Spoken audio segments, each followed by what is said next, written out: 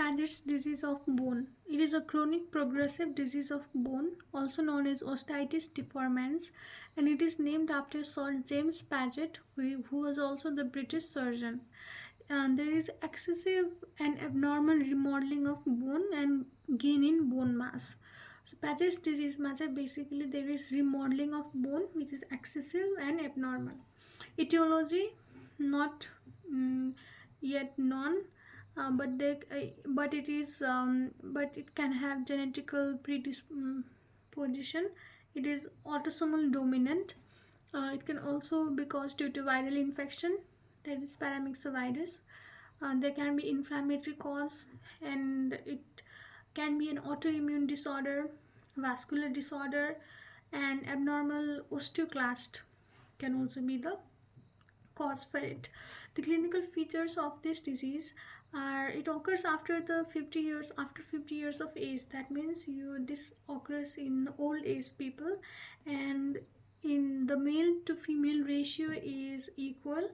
It can be monostotic or polyostotic. That means it can affect a single bone or multiple bones. There is dull, constant aching, pain of the bone. The bone is constantly pain. The patient has constant bone pain, and the bone is also warm to touch. There can be pathological fracture of the bone. It commonly affects the lumbar vertebra, the pelvis, skull, and femur. Lumbar vertebra, pelvis, skull, and femur. So this picture shows the commonly affected are lumbar vertebrae and skull, pelvis, and the femur bone. So this picture it defines the commonly affected areas, commonly affected bones by the Paget's disease. The affected bone are thickened, enlarged, and weakened.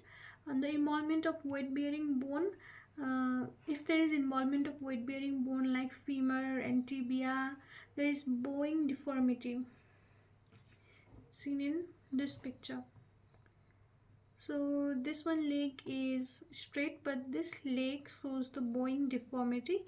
The tibia and the fibula, these show the bowing deformity. There is impaired hearing and changing head size indicative of skull enlargement.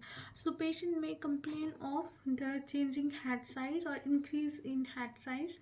Leontiasis ossea, that means the line face characterized by an overgrowth of the facial and cranial bones, which is like this.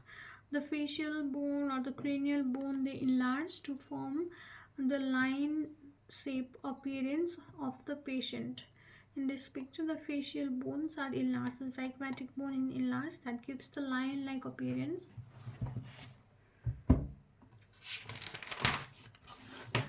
The oral manifestations of this disease, there is jaw enlargement, maxilla, and mandible, but commonly maxilla is involved. The palate is flat and the wide ridge, the alveolar ridge are wide, and there can be loosening of teeth due to jaw expansion and also lip incompetency.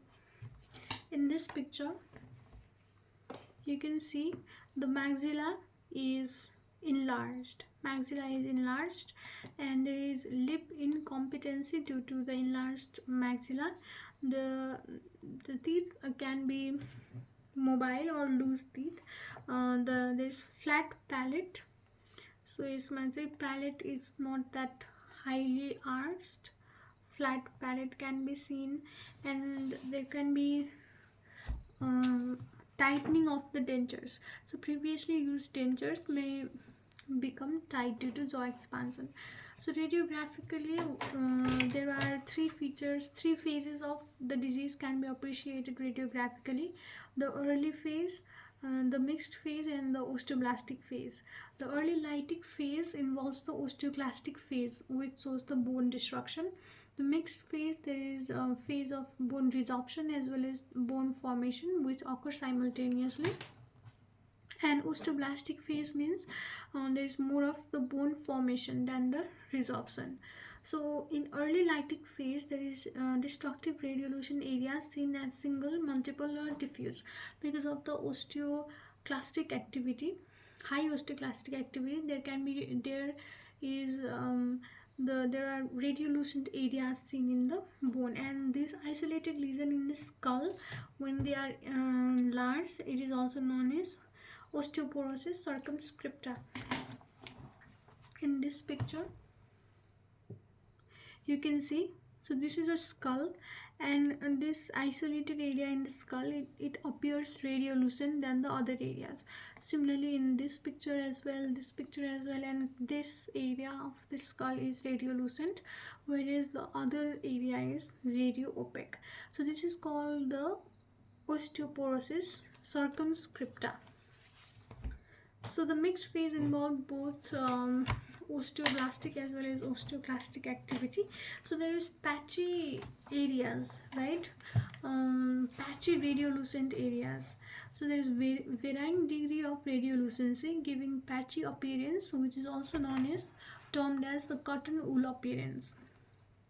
Cotton wool appearance. And the jaw radiograph exhibits the loss of lamina dura and hypercementosis of the teeth, generalized hypercementosis of teeth. Laboratory finding. In lab finding, we can find there is normal serum calcium and phosphate. However, serum alkaline phosphatase enzyme has increased and it can reach over 250 Bodansky unit. So there is no any other disease of bone in which the serum alkaline phosphatase is as high as this, which helps in the confirmation of this disease. Also there is abnormally high alpha CTX and beta CTX ratio in active phase of this disease. So alpha CTX and beta CTX ratio is also abnormally high. Histological feature, there is osteoblastic activity as well as the osteoclastic activity going on. There is formation of osteoid rims.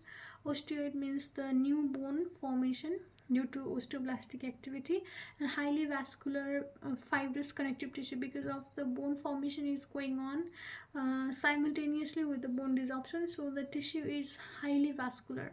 So initially there is osteolytic phase, which shows the disordered areas of bone resorption by increased number of large osteoclasts inside the Hossip's lacunae. And subsequently there is osteoblastic phase which follows the haphazard lying of new bone matrix. In osteoblastic phase there is lying of new bone matrix which is quite haphazard, and formation of woven bone without the regard to pattern of stress. So this picture shows the osteoclast which is inside the Hossip's lacunae. So this is the Hossip's, these are the osteoclast in Hossip's lacunae, and this B denotes the osteoblast that is forming the bone. So simultaneously osteoblastic and osteoclastic activity are occurring, and there is also the, because of the repeated episodes of bone removal and formation, so bone resorption and bone formation is occurring simultaneously, which results in appearance of many small irregularly shaped bone fragment. त्यही भएर bone fragment चाहिँ कस्तो छ भन्दा irregularly shaped छ हैन, which may be joined in a jigsaw or mosaic pattern with deeply staining haematoxylophilic reversal line. So reversal line भनेको यस्तो line हो जसले चाहिँ ओस्टियोब्लास्टिक र ओस्टियोक्लास्टिक एक्टिभिटीलाई छुट्याउँछ हैन. अब यस्तो मोजाइक प्याटर्न जस्तो रिभर्सल लाइन बनेको छ जसले चाहिँ ओस्टियो बोन फर्मेसन र बोन रिजर्प्सनलाई चाहिँ छुट्याएको छ. And because it is deeply staining haematoxylic stain, यसलाई चाहिँ यसले चाहिँ जिग्स अर मोजाइक प्याटर्न देखाउँछ. जस्तो यो पिक्चरमा these lines which are appreciated here, also these lines, this zigzag lines which give the mosaic pattern. And this is the histological hallmark of the Paget's disease. Complications of Paget's disease are osteosarcoma, sarcomatous degeneration of the bone, and less commonly there is fibrosarcoma and chondrosarcoma. The treatment is bisphosphonate therapy.